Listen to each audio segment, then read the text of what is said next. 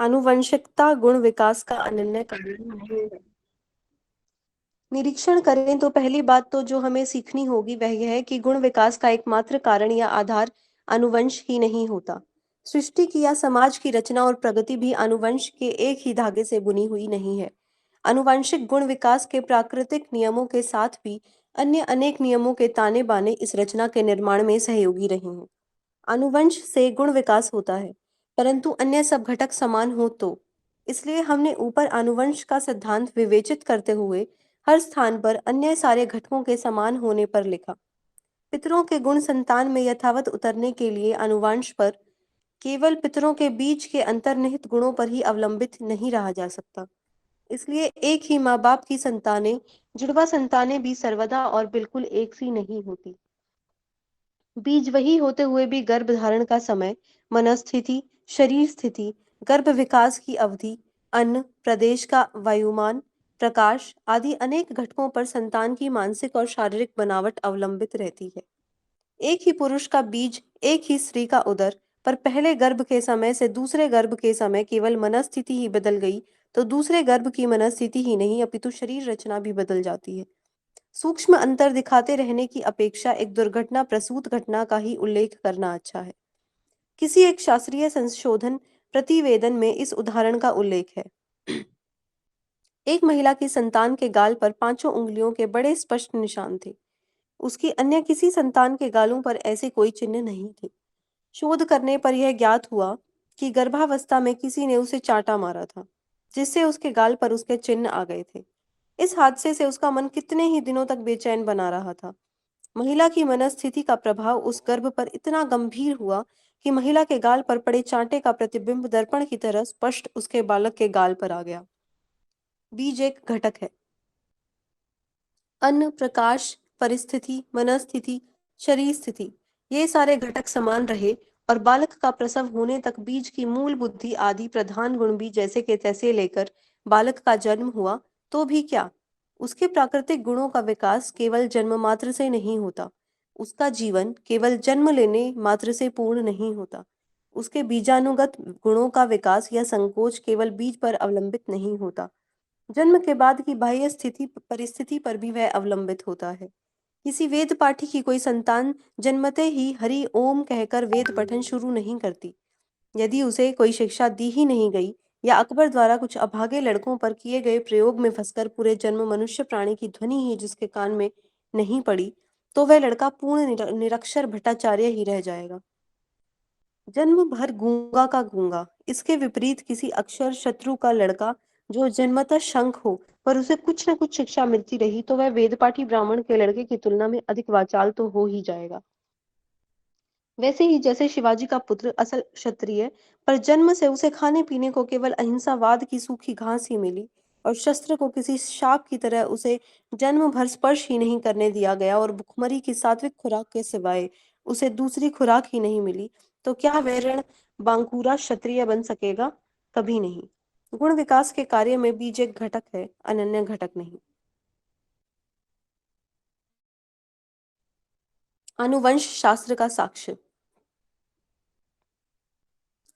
गर्भशास्त्री कहते हैं कि कभी कभी ऐसा होता है कि कोई महिला अपने पहले पति से जब पहला गर्भ धारण करती है, तो कभी कभी उसके गर्भाशय आदि अंग एवं मन पर कोई ऐसा गहरा संस्कार पड़ जाता है कि उसका गर्भ मानो एक सांचा बन जाता है। और फिर वही यदि दूसरे पति से भी वह गर्भ धारण करती है, तो भी जो संतान उसे उत्पन्न होती है वह बिल्कुल पहली संतान के रूप रंग आकार वाली होती है। जाति भेद के समर्थक इसका अपने पक्ष में उपयोग करते हुए कहते हैं कि देखिए, वे पश्चिम के शास्त्री भी जो एवोल्यूनिस्ट हैं, कैसे अनुवंश के उस हेरिडिटी के सिद्धांत को मानते हैं। जाति भेद समर्थक यह भूल जाते हैं कि वे गुण विकासवादी एवोल्यूनिस्ट अनुवंश के सिद्धांतों का विवरण देते हुए यह मानते हैं कि बीज परिस्थिति के हाथ की गीली मिट्टी होता है। यदि बीज जनित गुण किसी भी कारण बदलते ही नहीं है और उसका आनुवंशिक संक्रमण यदि केवल बीज शुद्धि पर ही आधारित है, तो उपजाति की उत्पत्ति, ओरिजिन ऑफ स्पीशीज जैसे शब्द भी बोलने की आवश्यकता नहीं होती। बाघ बाघ ही रहता है, पर परिस्थिति उसे बिल्ली बना के छोड़ती है। घोड़ा घोड़ा ही रहता है, परंतु परिस्थिति उसे गधा बनाकर छोड़ती है। परिस्थिति का प्रभाव। बीज का जो प्रबल गुण, रंग, वर्ण है, वह भी स्वमेव सिद्ध नहीं रह सकता। बीज जनित आर्य ब्राह्मण वर्ण से हंस जैसा गोरा होता है, होना चाहिए, पर परिस्थिति में उसे आयरलैंड आर्यभू में केतकी जैसा, ईरान में गुलाब जैसा, आर्यव्रत में नींबू जैसा और मद्रास में अय्यर, अयंगारों और काला कलूटा बना देती है। बीज में अत्यंत दृढ़ता से अंतर्निहित गुण केवल सूर्य प्रकाश और उष्णता की भिन्नता से, यदि रंग, ऊंचाई, आकार और देह गठन में इतने बदलते हैं, तो दया, शील, विद्या, पराक्रम आदि मानसिक गुण या व्यक्ति व्यक्ति की भिन्नता जो बीज में पूर्णता से दृढ़ीभूत नहीं रहती, वह परिस्थिति से कितनी बदलती होगी, यह कहना कठिन है। सारांश। गुण विकास करने का आनुवंश ही एकमात्र और संपूर्ण साधन नहीं है, अपितु वह गुण विकास के कार्य में अनेक घटकों में से एक घटक है। इतना ही नहीं, अपितु उस गुण विकास के जो दूसरे घटक हैं, उन सब संस्कार, शिक्षा, जलवायु, भौगोलिक भिन्नता आदि की परिस्थिति की तुलना में उस बीज में विकसित होने की प्राकृतिक शक्ति इतनी अल्प होती है कि उसे जीवित रहने के लिए भी उस परिस्थिति से तालमेल बैठाने के लिए स्वयं ही बदलने के सिवाय कोई गति नहीं रहती। आनुवंशिक गुण विकास की सीमाएं। आनुवंशिक गुण विकास के नैसर्गिक नियमों की इन दो सीमाओं की ओर ध्यान न देकर आज के जन्मजात जाति भेद में आनुवंश को ही एकमेव स्वयं पूर्ण और प्रबलतम घटक समझा जा रहा है, और यही भयंकर भूल उस संस्था को इतना घटिया बनाने का मुख्य कारण है। गुणों का विकास करने हेतु आनुवंश को स्वीकारा गया, परंतु वह गुण विकास तो दूर गया, उल्टे आनुवंश मृत प्राय हो गया, तब भी उसकी चिंता न कर आनुवंश रह जाए तो गुणों का क्या काम, ऐसा उल्टा आह्वान करने वाली विचित्र वस्तु स्थिति उत्पन्न हुई है। कर्णाभूषण पहनने के लिए कानों में छेद तो किए, पर कर्णाभूषण ही नहीं रहे, इसका होश नहीं रहा और छेदों को ही भूषण समझने लगे। छेद ही कानों के भूषण हो गए। अनुवंश हो, जन्म उस जाति में हुआ हो, तो वे सारे जाति विशेष गुण उस मनुष्य में आ गए, यह धारणा स्थिर हुई। फिर वास्तव में वे गुण हैं या नहीं, इसकी चिंता ही नहीं रही। केवल जन्म उस विशिष्ट जाति में है जिसमें ब्राह्मणों का रत्ती मात्र गुण नहीं, जो आतंक, चौर, चोरी, डकैती, खून खराबा करते हुए अनेक बार कारावास जाता रहा है, जिसकी पिछली 7 पीढ़ियों में ब्राह्मण गुणों का कोई संकेत नहीं मिला।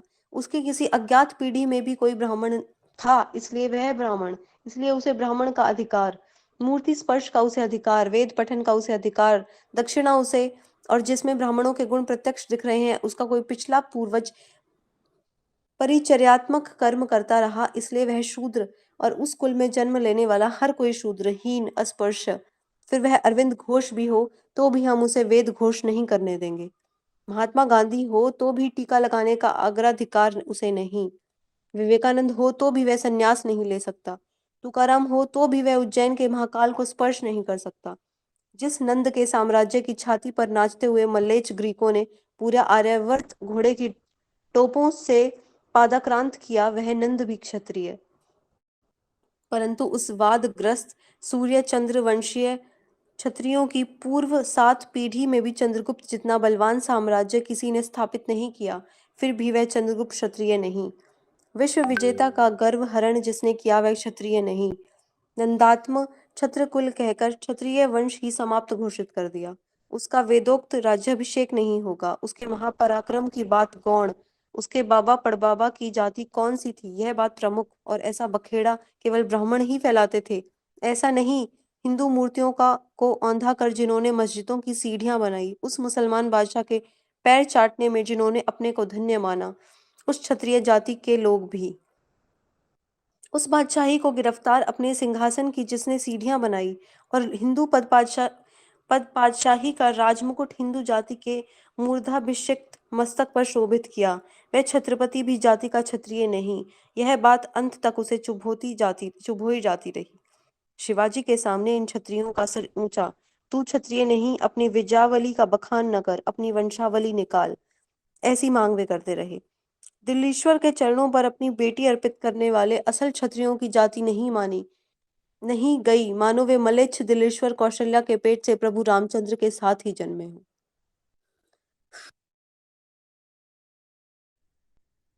बीज एवं क्षेत्र शुद्धि। अनुवंश की उपयुक्त वर्णित मर्यादाओं की ओर ध्यान न देने का जो अक्षम्य अपराध हमने किया, उसके कारण अनुवंश की स्वच्छंदता उन्माद जैसी हो गई। अनुवंश के नियमों का मानवहित में उपयोग कहाँ तक किया जा सकता है, इसका विचार करते हुए ऊपर दी गई हुई दो बातों की तरह ही जो महत्व की तीसरी बात ध्यान में रखनी आवश्यक है, वह यह है कि अनुवंश के से गुण विकास होता है। इसका अर्थ यह भी है कि सद्गुणों की तरह दुर्गुणों का भी दृढ़ीकरण या विकसन होता है।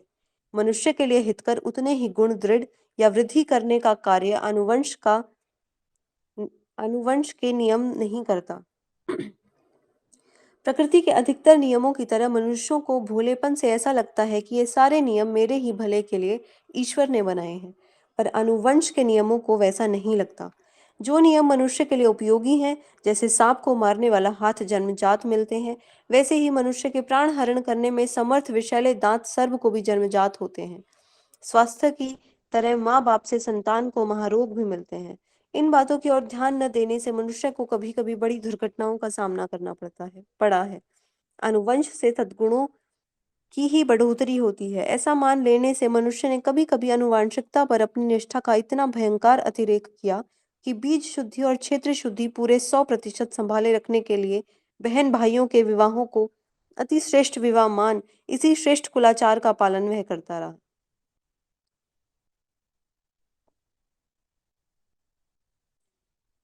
सीता कौन? तो राम की भगिनी।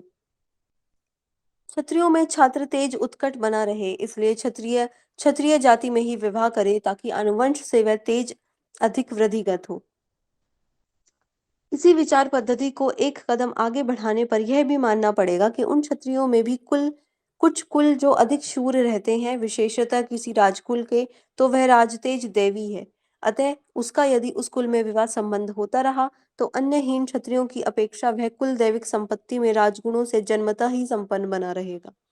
परंतु राजा की बराबरी का दूसरा क्षत्रिय कौन? उस अद्वितीय राजा के गुण पूर्ण रूप से तो उसके पुत्र और पुत्री में ही होंगे, अर्थात उस राजपुत्र को उसके समतुल्य देवी राजगुण से युक्त पत्नी उस राजा की पुत्री के अतिरिक्त दूसरी कौन हो सकती है? प्राचीन नील देश, मैक्सिको, ब्रह्म देश तथा और भी अनेक देशों के राजवंशों में इसी विचारधारा के अधीन बहन भाइयों के विवाह प्रचलित थे, क्योंकि राजा और रानी दोनों ही मनुष्य जाति में अद्वितीय, उनका वह दैवी गुण उस अद्वितीय बीज के द्वारा और उसी अद्वितीय क्षेत्र में अर्थात उनके ही कुमार और कन्या में अवतरित होगा। अतः यदि बीज और क्षेत्र शुद्धि में किसी तरह की मिलावट को रोकना है और उन दैवी गुणों का आनुवंशिक विकास करना है, तो उस राजकुमार का विवाह उसकी सगी बहन के साथ करने के सिवाय दूसरा कोई रास्ता ही शेष नहीं रहता। लाट नामक एक पैगंबर का बीज व्यर्थ न जाए, इसलिए उसकी दोनों कन्याओं ने अपने पिता से ही संबंध बनाया। यह कथा बाइबल में है और प्रख्यात है। बुद्ध का कुल भी यही मानता था कि सगे भाई बहन के विवाह से ही हमारी उत्पत्ति हुई है, और कदाचित बुद्ध जन्मों की इस घटना का अप्रत्यक्ष समर्थन करने के लिए ही कदाचित बुद्ध रचित रामायण में राम और सीता सगे भाई बहन थे, ऐसा वर्णन है। आनुवंशिकता से मनुष्य के हितकर गुण ही केवल उतरते तो उपर्युक्त विचारधारा उस सीमा तक तो लाजवाब ही होती। आज की परंपरा में कहें तो समाज में ब्राह्मण जाति जैसे बुद्धि प्रधान है, वैसे ही उस जाति में भी कोई नाना फडणवीस या चालुक्य चाणक्य कुल आदि बुद्धिमान होगा ही। फिर जन्मजात गुणों की विचारधारा के अनुसार उस अत्यंत बुद्धिमान कुल में विवाह, उनका बीज और क्षेत्र अत्यंत शुद्ध रहे, इसके लिए उसी कुल में और अंत में अपनी ही औरस संतान में करना उचित होगा। परंतु अंत में इस विचारधारा के अनुवंश के नियम पर की गई निष्ठा के अतिरेक से उस अनुवंश के नियम ने ही कैसा सत्यानाश किया, आगे देखेंगे। सगोत्र विवाह निषिद्ध क्यों? एक ही माँ बाप के पुत्र पुत्री में जब विवाह होते गए, तब उन माँ बाप के शरीरगत दोष गुणों के संक्रमण की भांति ही और कभी तो गुणों से भी अधिक प्रबलता से संतान में संक्रमित होते गए। पहले अकेले पिता की ही एक आंख कुछ दुर्बल थी, वह दुर्बलता उसके लड़के लड़की में उतरी। अब इन भाई बहनों का विवाह होते ही उन दोनों की दाई आंख की दुर्बलता उनकी संतान में अर्थात नातियों में दुगनी प्रबल होकर आई, और उनकी संतान की दाई आंख बिल्कुल बंद ही रही। एक ही कुल में विवाह होने से उस कुल के अवगुण संतानों में बढ़ने लगते हैं। इतना ही नहीं, अपितु अनेक भयानक रोग एक पीढ़ी से दूसरी पीढ़ी एक पीढ़ी से दूसरी में तेजी से संक्रमित होते हैं। यह अनुभव आने पर सहोदर या सगोत्र विवाह इस या उस रीति से विश्व में अधिकांश सुसंगठित समाजों में निषिद्ध ठहराए गए। जो बात कुल की है, वही विस्तार से जाति की। व्यवहार में ब्राह्मण जाति बुद्धिमान के रूप में ख्यात है, पर उससे भी अधिक उसकी कुख्याति यह है कि ब्राह्मण डरपोक और भोजन भट्ट होते हैं। बनिया की व्यापार व्यवसाय में जितनी ख्याति है, उससे अधिक कुख्याति यह है कि अरे बनिया का बेटा है, जोड़ है। यद्यपि ये दोनों की कुख्यातियां भ्रांत हैं, फिर भी आनुवांशिकता से सद्गुणों की तरह ही अवगुणों का भी संक्रमण संतान में होता है। यह तथ्य उस व्यंग्योक्ति के द्वारा व्यक्त होता है, यह बात सच है। संकर की उपयुक्तता। जातीय अनुवंश का कट्टर विरोधी है संकर, पर वही कभी-कभी हितकर भी सिद्ध होता है, क्योंकि अनुवंश के नियम का परीक्षण करते हुए ऐसा दिखता है कि कभी-कभी पितरों के गुण संतान में विकसित होते-होते अंत में उनका विकास रुक जाता है और पतन शुरू हो जाता है। मानो व्यक्ति की देह की तरह गुणों की देह भी बुद्धि की एक मर्यादा पार कर जाने के बाद क्षय की ओर बढ़ने लगती है। ऐसे ही समय में उस दुर्बल होते बीज क्षेत्र में अन्य प्रबल बीज क्षेत्र का संकर करना हितकर होता है। संकर माने भिन्न कुल के बीज क्षेत्र का चुनाव और संयोग। ऐसे संकर द्वारा मानव विपुल इच्छित सृष्टि का निर्माण कर सकता है, करता आया है। देसी आम से देसी आम ही पैदा होता है। लंगड़े आम के पेड़ पर बीज शुद्धि का सात्विक कुलाचार यदि करते भी रहें तो वे प्रयास निष्फल ही होते हैं। पर यदि लंगड़े आम की कलम देसी आम पर बांधी जाए, उन दो जातियों का संकर किया जाए, तो उसी देसी आम पर बढ़िया आम लगने लगता है। टमाटर से टमाटर ही होता है, आलू से आलू। परंतु कुछ दिनों पूर्व इन दो जातियों का यथा प्रमाण संकर कर एक वैज्ञानिक ने एक अत्यंत उपयुक्त शाक भाजी उत्पन्न की है। उस पौधे में नीचे आलू लगते हैं और ऊपर टमाटर। संकर नहीं है।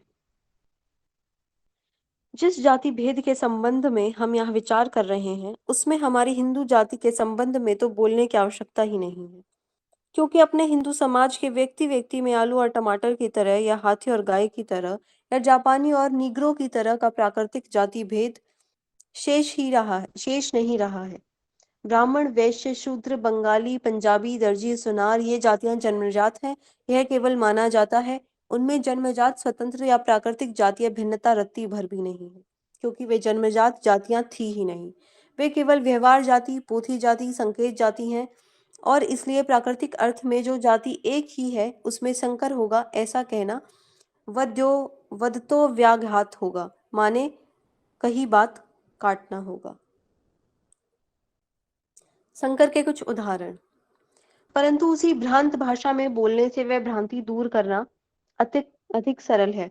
अतः जाति और संकर शब्दों का उपयोग कर यह कहें कि एक ही जाति के पितरों की औरस संतति की तुलना में भिन्न जाति के पितरों की संकर संतति अधिकतर संबल और कभी-कभी तो अधिक प्रबल उत्पन्न होने के उदाहरण हमें अपने हिंदू इतिहास में हजारों देखने को मिलते हैं।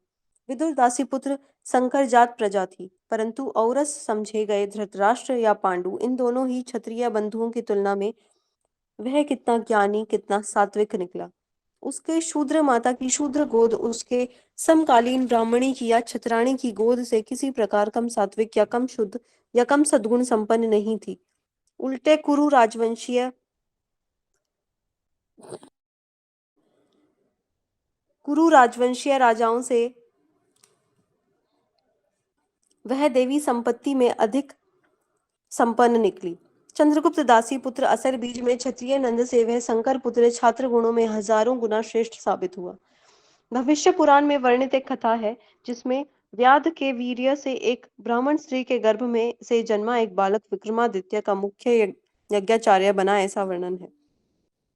विक्रमादित्य के उस मुख्य यज्ञाचार्य से लेकर तो मराठा साम्राज्य के पाटिल बुवा दिल्ली के राज सिंहासन को अपने अधीन रखने वाले महादजी सिंधिया तक संकरोत्पन्न संतानें कभी कभी एक जाति से उत्पन्न संतानों की तुलना में अधिक तेजस्वी और मानवीय गुणों से भरपूर सिद्ध हुई है। और एक कारण गुप्त संकर। अमुक जाति की विवाहिता के पेट से जन्मे बच्चे की जाति उसके लौकिक पितर की जाति होगी और उसमें पिता के सद्गुण अवतरित होंगे। यह आज के जन्मजात जाति भेद मानने वालों का पक्का विश्वास है। यह विश्वास और एक सशक्त कारण से मूलतः ही संशयास्पद होता हो जाता है, क्योंकि मानव जाति का जातीय अनुवंश पीढ़ियों तक शुद्ध रखना अत्यंत दुष्कर है। प्राकृतिक रूप से भिन्न स्वरूप प्राप्त जो जीव हैं, जैसे कृमि, कीटक, पंछी, पशु, मानव, इनमें जातीय अनुवंश को विजातीय संकर से शुद्ध रखने के लिए स्वयं निसर्ग पहरा देता रहता है। परंतु निसर्ग जनित जातियों में संकर का कट्टर विरोध करने वाला ईमानदार पहरेदार निसर्ग स्वयं इन पोथीजात मनुष्य मनुष्य में भेद करने वाले जाति के अंतःपुर में संकर का प्रवेश कराने किसी सखा जैसी गुप्तचरी करता रहता है। निसर्ग का नियम तो यह है कि न तो मत्स्य किसी खग और न खग किसी पशु को जन्म देता है, न एक पशु जाति दूसरी पशु जाति को जन्म देती है, पर मानव मानव में यह भेद होने से असवर्ण स्त्री भी अन्य वर्ण के किसी भी पुरुष का सहज गर्भ धारण कर लेती है। स्पष्ट ही है कि निसर्ग हमारे पोथी जात जाति भेद को जाति भेद मानता ही नहीं। जाति की मूल व्याख्या ही यह कहती है कि जो जन्म से आती है वही वास्तविक जाति, पोथी से आती है वह जाति नहीं। हमारे वैश्य, शूद्र, दर्जी, सुनार, कच्चे दूध से मक्खन निकालने वाले यादव और दूध गर्म कर मक्खन निकालने वाले ग्वाला आदि जाति प्रपंच निसर्ग स्वीकार नहीं करते, और इसलिए इन पोथी जात जाति भेद की बेटीबंद व्यवस्था को बनाए रखने के लिए हम अपनी पोथी पुस्तकों को की चीन जैसी दीवार भी बनाएं तो भी उसे लांघकर संकर यौन आकर्षण के पुष्पक विमान से किलाबंद अंतःपुर में उतरे बिना नहीं रुकता। अंधनिष्ठा। समाज व्यवस्था के लिए बनाए हमारे मानवीय नियम हमें उपयुक्त लगते हैं, इसलिए वे निसर्ग के नियमों को उलटने से में हमेशा समर्थ होंगे ही। ऐसा मानने वाली निष्ठा एक तरह की आत्मवंचना ही है। यह अंधनिष्ठा समाज व्यवस्था के लिए चाहे अपरिहार्य हो, पर प्रत्यक्ष वस्तु स्थिति के अखंडनीय विरोधी साक्ष्यों के सामने किसी भी वैज्ञानिक चर्चा में भ्रमपूर्ण मानते हुए एक तरफ रखी जानी चाहिए। अमेरिका, यूरोप, एशिया आदि सभ्य समझे जाने वाले विश्व के न्यायालयों में हमेशा ही हजारों वैवाहिक अभियोग प्रस्तुत होते हैं और निर्णय पाते हैं। उनके निर्णयों को टालना असंभव है। विश्व में पग पग पर जो अनुभव सामने आता है, उससे तो ऐसा ही कहा जाएगा कि किसी भी वंश, कुल या घराने के संबंध में, चाहे वह यहूदी, मुस्लिम, क्रिश्चियन या हिंदू हो, शास्त्रीय आधार पर प्रतिज्ञा के साथ यह कहना एक साहस ही होगा कि उस कुल में गत 7 या 70 पीढ़ियों में प्रकट या अप्रकट कुल से कुल संकर या जाति संकर हुआ ही नहीं। ऐसी स्थिति में गली के अमुक एक घर पर कभी 1000 वर्ष पूर्व ब्राह्मण महार दर्जी बढ़ई के नाम पर क्रमांक पड़ गया, इसलिए उस घर में जिसका भी जन्म हुआ वह ब्राह्मण महार दर्जी या बढ़ई ही होगा, और उसमें उस जाति विशेष के व्यवसायिक गुण उतरे ही होंगे, ऐसा कहना या इसके भी आगे जाकर जो नहीं दिख रहे हैं वे दिखते हैं ऐसा मानना ही होगा, और अन्य स्थान पर दिख रहे हों तो उसे दिखते नहीं कहकर नकारना ही होगा। आग्रह पूर्वक अपने मन को इस तरह समझाना कितना गलत होगा। आज का जाति भेद जन्म सिद्ध होने की बात कहना भी मुख्यतः इसी सोच पर आधारित नहीं है क्या? इसलिए पोथी जनित बेटीबंदी पर खड़ी की गई मानव जातियां निसर्ग जनित बेटीबंदी द्वारा निर्मित नैसर्गिक जातियों जैसी ही एक दूसरे से विलग रह सकती हैं। इस विषय की शास्त्रीय चर्चा करते समय गुप्त संकर के अस्तित्व को नकारना संभव नहीं है। पोथी जनित बेटीबंदी। किसी उथले पाठक को भ्रम न हो, इसलिए अंत में यह कहना आवश्यक है कि इस चर्चा में संकर शब्द विवाह शब्द के विलोम के रूप में प्रयुक्त है, ऐसा नहीं है। विवाह संस्था अच्छी है या बुरी है प्रश्न ही नहीं है। प्रश्न इतना ही है कि कुल और जाति की पोथी जनित बेटीबंदी से संकर टाला जा सकता है या नहीं।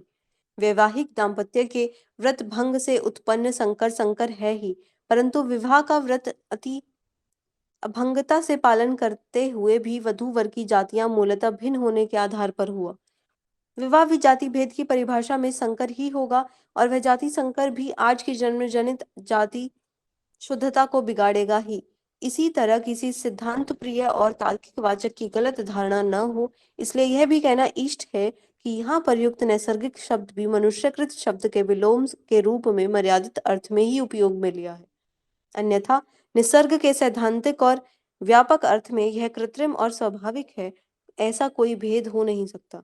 जो कृत्रिम है या जो मनुष्यकृत है, अधिक क्या कहें, जो जो भी घटित हो सकता है वह वास्तविक में नैसर्गिक ही है।